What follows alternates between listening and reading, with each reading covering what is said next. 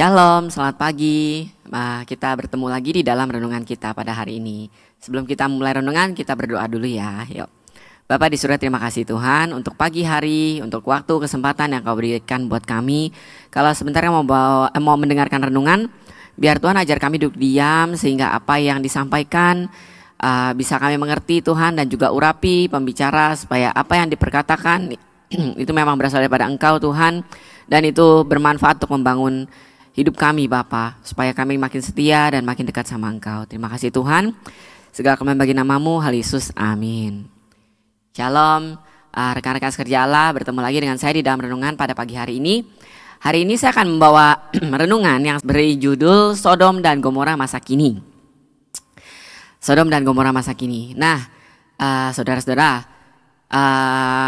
dunia ini makin hari itu memang udah makin rusak ya, istilahnya makin rusuh lah ya. Nah, dan kenapa saya mengambil judul Sodom dan Gomora masa kini? Karena memang yang saya mau ceritakan tentang Sodom dan Gomora itu. Nah, kebetulan Bapak Gembala sedang membicarakan soal kasih eros ya. Kasih eros artinya kasih yang kita dapatkan dalam pasangan suami istri, atau ya biasanya kita banyak tahu hubungannya pasti nggak jauh-jauh dari seksual, atau ya pokoknya hubungan suami istri yang secara sah lah ya, istilahnya begitu ya. Nah, saudara, di saat-saat sekarang ini, kalau saudara tahu di belahan dunia sebelah sana ya, di belahan dunia yang jauh dari kita, boleh dibilang 180 bertolakan lah sama kita ya, dengan waktu yang berbeda rentang sekitar 12 jam. Di sana itu ada satu apa ya bilangnya ya, kayak sebuah tren baru lah ya, dan tren itu dilakukan oleh si pemerintah itu sendiri. Jadi pemerintah di sana melegalkan atau mengizinkan bahwa LGBT itu udah boleh. Pertama, yang kedua, sekolah-sekolah di sana, sekolah pemerintah terutama ya, sekolah negeri di sana itu mereka itu sekarang pakai toilet itu cuma satu. Maksudnya bukan satu gitu, tapi biasa kan kalau kita ke toilet kemana-mana ada gendernya ya, pria, wanita, atau ladies, gent gitu ya. Nah sekarang tuh di sekolah-sekolah semua itu toiletnya jadiin satu, cowok cewek semua boleh jadi satu. Kita mikir lah enak dong ya, toilet begitu kan jadi ringkes tempatnya. Tapi saudara pernah mikir bahwa itu sangat mudah untuk mencetus terjadinya hal-hal yang tidak diinginkan.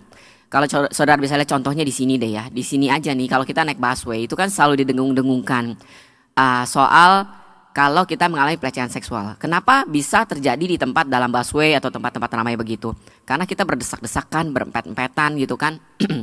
Jadi orang ada yang otaknya nggak terlalu rapih ya, itu mereka bisa mengambil kesempatan dalam kesempitan saudara. Mereka bisa melakukan hal-hal yang nggak benar di sana. Nah begitu juga dengan kalau toilet ini dijadiin satu semuanya. Jadi cowok cewek nyampur tuh di toilet yang sama gitu kan. Saudara, itu sangat besar kemungkinan bisa meningkatkan kejahatan secara seksualitas ya kan. Apalagi kalau entah bagaimana WC lagi kosong, terus ada anak cewek di situ dan ada orang cowok yang gimana, ya udahlah segala macam cara bisa terjadi dari situ, saya nggak usah bahas. Saudara bisa mereka-reka sendiri. Yang kedua, sekarang mereka di sana boleh memilih sendiri jenis kelaminnya masing-masing. Nah loh, gimana tuh ceritanya? Bukannya udah lahir, udah bawaannya? Enggak saudara. Jadi mereka di sana, status pertama mereka bukannya lagi dipanggil she atau he. Jadi mereka itu dipanggil dengan we. Kenapa we? Jadi istilah gini, kalau she sama he itu kan menyatakan dia itu pria atau dia itu wanita ya. Ya, she itu wanita, he itu pria. Tapi mereka sekarang itu dipanggil we. We itu artinya kita, us, kami, kita. Kenapa begitu? Karena dianggap si orang itu, si anak itu masih nggak jelas statusnya dia itu pria atau wanita, sampai dia memutuskan sendiri, dia merasa yakin bahwa dirinya itu, oh ya saya pria, oh ya saya wanita, walaupun wujudnya itu, nih saya nih wujudnya wanita ya, tapi selama saya belum yakin bahwa saya senang jadi wanita dan saya mau jadi wanita, saya itu tetap dipanggil as.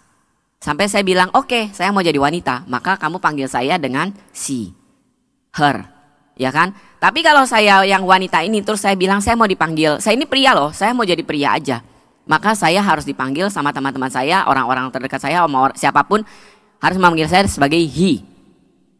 Konyol kan? Tapi itu terjadi saudara. mereka itu mempunyai kebebasan untuk memilih gender. Dan itu diterapkan di sekolah-sekolah dari SD. Udah begitu saudara.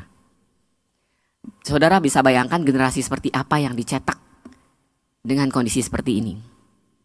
Dan bahkan saudara, kalau saudara mau tahu, di luar sana juga film-film yang kita tonton, kalau saudara nggak jeli, di sana itu udah banyak sekali unsur-unsur LGBT-nya. Dan yang lebih parahnya, mereka itu mensusupi unsur LGBT itu di mana? Bukan di film-film orang gede saudara yang nonton 17 tahun ke atas, bukan. Tapi di film kartun. Jadi saudara, sebelum saudara mengizinkan anak-anak itu menonton film kartun, tolong saudara tonton dulu. Pastikan dulu film itu bersih dari unsur LGBT. Atau unsur-unsur yang lain saudara. Pelecehan seksual atau apapun. Karena film-film sekarang itu sudah banyak konsep seperti itu dimasukin ke dalam film. Sementara kalau saudara tahu anak-anak kecil yang nonton film kartun, mereka punya daya serap akan film itu cepat banget saudara. Saya juga kaget kalau lihat anak saya nonton film. Dia bisa tahu abis ini siapa ngomong, ceritanya ngomongnya apa, lagunya kayak apa. Dia hafal semua saudara. Nonton 1-2 kali, itu bahaya saudara. Nah jadi saudara-saudara, sebagai orang tua, saya sebagai orang tua posisinya, saya dan mengharapkan juga dan semua orang-orang tua untuk membekali anak-anak kita dengan kebenaran yang sejati, yang dari sesuai dengan firman Tuhan. Bahwa kita dilahirkan sama Tuhan itu udah sempurna. Ya cewek, cowok ya cowok. Jangan kita berubah. Dan cewek itu cuma suka sama cowok, menikah dengan pasangan yang berbeda, lain jenis, bukan sejenis. Ya, itu kita harus ajarkan kebenaran firman Tuhan. Kita nggak bisa nemenin mereka pada saat mereka dewasa, saat mereka memilih. Tapi kalau kita membekali mereka saat ini dengan benar, maka kita bisa yakin bahwa mereka nggak salah pilih. Dan ingat selalu bahwa mereka di dalam doa. Setiap kali kita bangun pagi, ya kita bawa anak-anak kita dalam doa. Nah, begitu juga dengan anak-anak yang sekarang nonton, mungkin anak-anak youth atau apa. Jangan salah pilih teman. Punya ketegasan dalam memilih. Katakan ya untuk ya dan tidak untuk tidak. Saudara yang menghadapi dunia masa sekarang dengan yang akan datang. Kami sebagai orang tua cuma membekali, tapi kalian yang menjalani. Itu sebabnya saya katakan, hiduplah dengan benar. Kenali firman Tuhan dalam. Sehingga kalian di sana gak kecelek satu hari dengan apapun yang dunia katakan. Tapi kalian tetap berpegang pada prinsip firman Tuhan. Ya, itu aja renungan saya hari ini. Dan saya akan tutup dengan satu ayat. Di Yesaya 3 ayat 9. Air muka mereka menyatakan kejahatan mereka. Dan seperti orang Sodom, mereka dengan terang-terangan. Dengan terang-terangan ya saudara, udah gak pakai dibungkus-bungkus lagi. Pokoknya udah fair-fairan. Menyebut-nyebut dosanya. Tidak lagi disembunyikan. Celakalah orang-orang itu. Sebab mereka mendatangkan malapetaka kepada dirinya sendiri. Jangan sampai malapetaka itu datang juga kepada saudara. Apalagi saudara udah kenal kebenaran. Sia-sia hidup saudara. Ya. Jadi seperti itu aja. Mari kita berdoa. Bapa di surga, terima kasih Tuhan untuk semua berkat, kebaikan yang Kau berikan buat kami. Tuhan, dunia memang semakin hari semakin aneh, semakin jahat Tuhan. Tapi kami mau menyerahkan hidup kami ke dalam tangan-Mu. Dan hanya ke dalam tangan-Mu kami percaya Tuhan. Mengandalkan hidup kami ini Bapa. Menyerahkan seluruh hidup kami. Dan juga anak-anak kami Tuhan. Sehingga mereka boleh hidup dalam kebenaran. Dan tetap di dalam kebenaran sampai akhirnya. Dan mereka tetap hidup Bapa sesuai dengan apa yang sesuai dengan firman-Mu Tuhan. Terutama di dalam hubungan dengan sesama, dalam dijauhi dari segala macam hal-hal yang sesuai seperti LGBT itu Tuhan. Terima kasih Tuhan, segala kami bagi nama-Mu, hal Yesus, amin. Shalom, Tuhan Yesus berkati.